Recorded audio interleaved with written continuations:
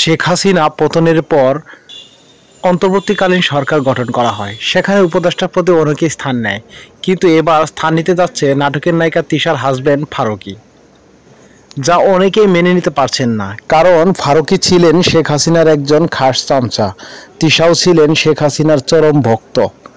সে সূত্র থেকেও অন্য একটি দৃষ্টিকোণ থেকেও বলা যায়, যারা আন্দোলনে মাঠে লড়েছিলেন, পুলিশের বাড়িতে আহত হয়েছিলেন এবং কি আন্দোলনের কঠোর অবস্থান নিয়েছিলেন, তারা কেউ উপদেষ্টার পদে স্থান পাচ্ছে না।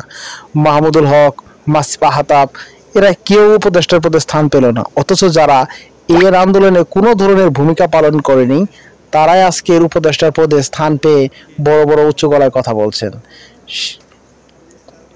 সরকারের উপদেষ্টার পদে তারাই স্থান পাচ্ছেন যারা তখন লুকিয়েছিল, পর্দার আড়ালে ছিল, আর যারা মাঠে কাজ করলো তাদের কোনো পাত্তাই নেই।